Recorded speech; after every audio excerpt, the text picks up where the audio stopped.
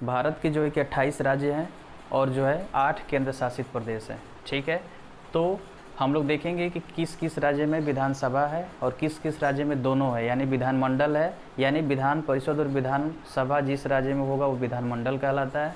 ठीक है, तो आइए चर्चा करते हैं विधानसभा के बारे में। तो विधानसभा का जो है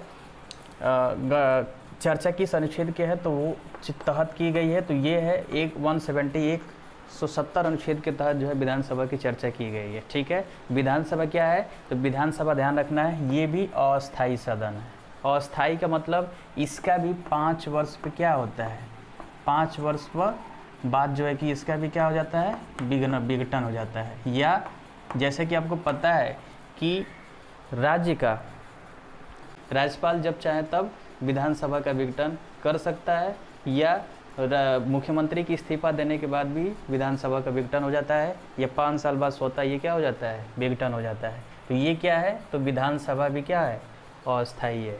अब बात करते हैं उच्च सदन है कि निम्न सदन है, तो विधानसभा भी क्या है, निम्न सदन है।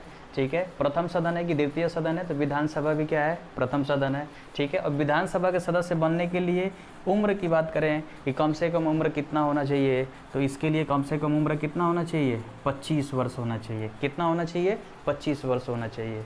एक क्वेश्चन से यहाँ से बन जाता है 25 वर्ष से कम ना हो, या 25 वर्ष हो, या 25 वर्ष से अधिक ना हो, अधिक हो, ध्यान देना है। 25 वर्ष से कम ना हो, 25 वर्ष का हो, या 25 वर्ष से अधिक हो, तीनों सही है, ध्यान देने वाली बात है। अब बात करते हैं विधानसभा का कार्यकाल।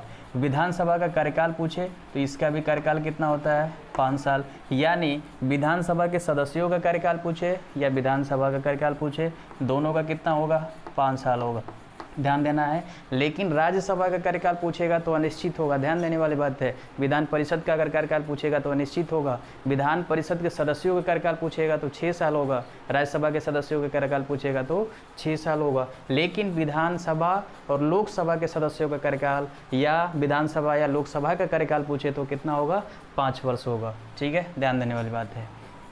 अब बात करते हैं विधानसभा में अधिकतम सीटों की संख्या कितना होना चाहिए। तो अधिकतम जो सीटों की संख्या होना चाहिए कितना, 500 होना चाहिए। कितना होना चाहिए, 500 होना चाहिए। और कम से कम कितना होना चाहिए, तो न्यूनतम जो होना चाहिए 60 होना चाहिए।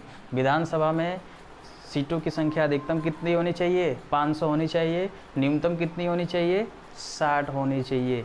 ठीक है, इसका अपवाद भी है, इस 60 का क्या है, अपवाद भी है। तो क्या है अपवाद में, GMSP।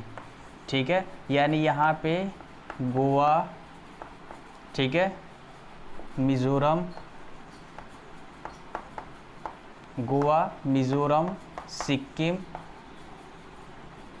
और एक है आपका पांडिचेरी। ये ध्यान रखना है, ये 4 राज्य ऐसे हैं जहाँ पे 60 से सीटें कम है, यानी गोवा में 40, 32 और 30।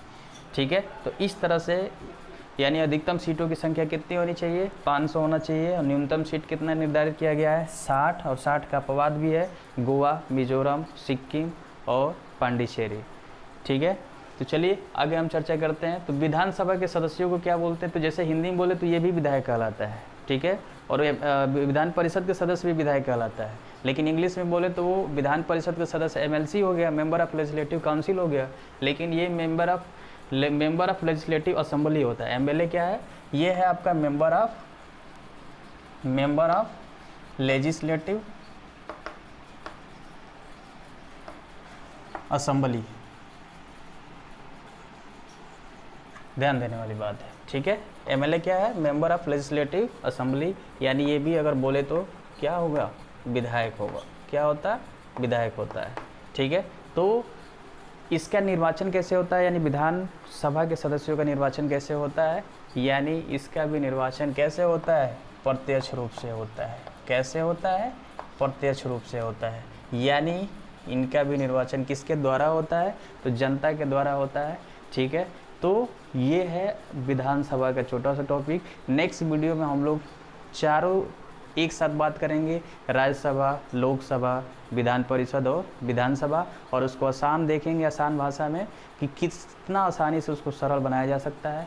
ठीक है, तो इस वीडियो में बस इतना ही, धन्यवाद।